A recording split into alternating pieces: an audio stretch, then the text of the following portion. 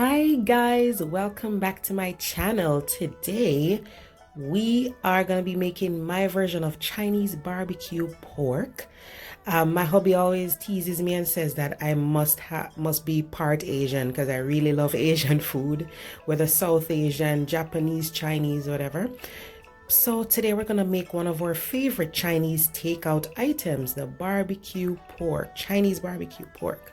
So we're starting off with a pork shoulder here. If you do have a choice, you can use a pork loin or a pork shoulder or pork belly. Pork shoulder is kind of in the middle where it's not too lean and not too fatty. It's right in the middle. So I'm gonna be using that this time.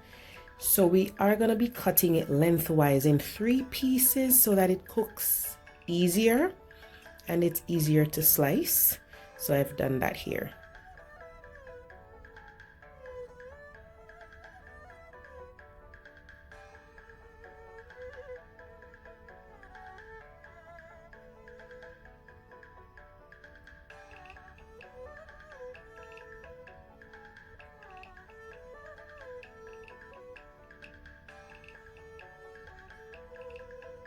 So guys, when you're shopping for these items, check of course, your international foods aisle in your supermarket, or you can just go to a local Asian grocery store and you can find most of these items.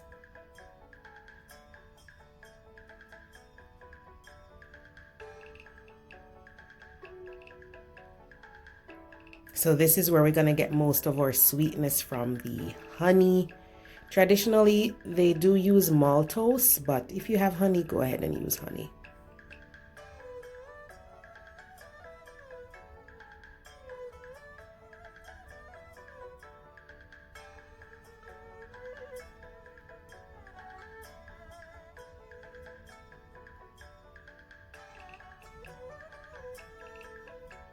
Yeah, so I'm using the red food coloring. So traditionally, red bean curd is added for the color and it does add flavor too. If you can't find it at your local stores, just use some red coloring. You have the other ingredients that'll make up for not using the red bean curd. So those 3 pieces of pork I had initially, I have it in a Ziploc bag and I'm just pouring the marinade inside. You want to use a Ziploc bag because it's easier to rub in that marinade properly. So I'm just gonna rub that in right now.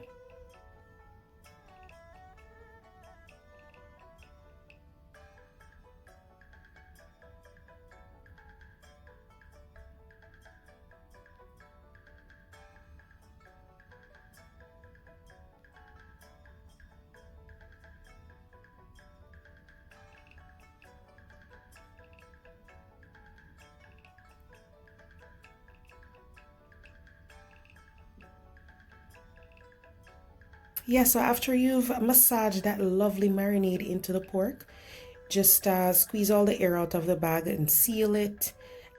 Then you're gonna marinate it in the refrigerator, ideally over 24 hours, but if you do it overnight, you should be able to still get a flavorful pork.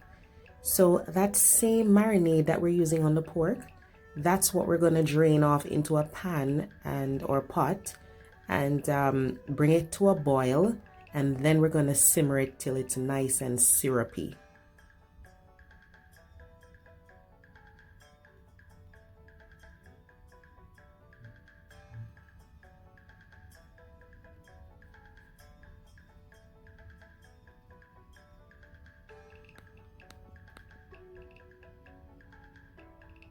All right, so now we have a cookie sheet that I put some foil wrap over, and then I'm putting the wire rack on top. The reason I'm using the wire rack is just so that the air can circulate under the pork and it doesn't sit in the liquid, because you want the outside to be crusty and caramelized. You don't want it to sit in the liquid.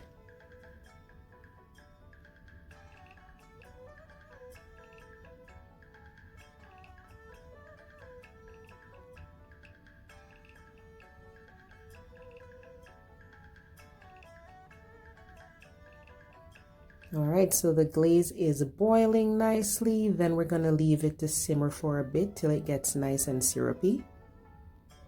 So just remember that after the first 20 minutes, you're gonna flip this over and just generously spread on the glaze that you're simmering on the stove.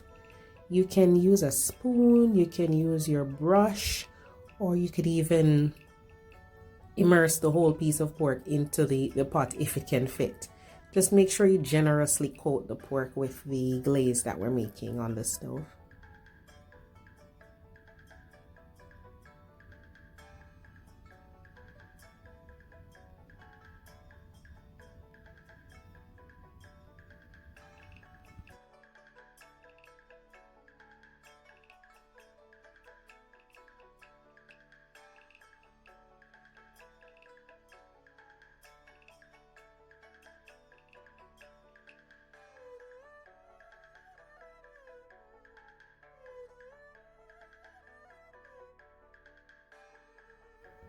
So the reason it's important to keep glazing it like every 5 to 6 minutes is because with every layer, you're gonna be making that crust even more firm and caramelized.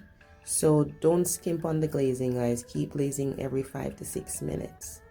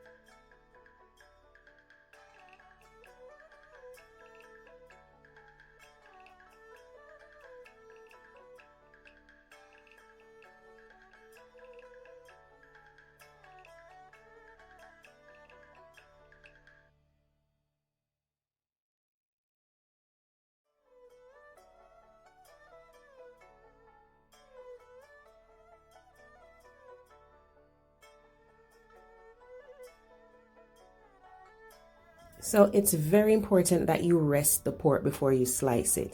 If you slice it before resting it, then all the juices will be released. So try to rest it at least 10 minutes before you slice it.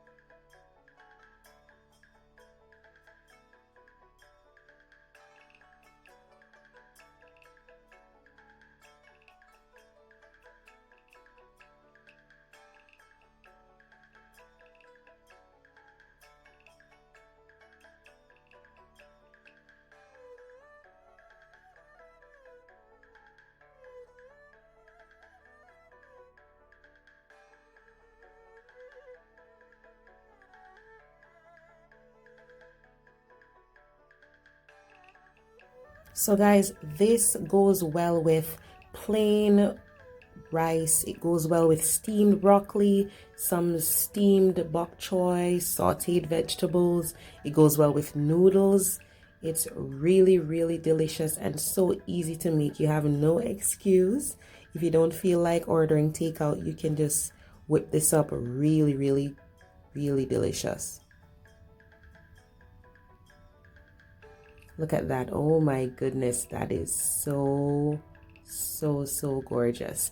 It's nice and caramelized on the outside. The pork is tender and juicy, and that glaze is so delicious. Thank you so much for watching, guys. Please try the recipe and let me know how you like it.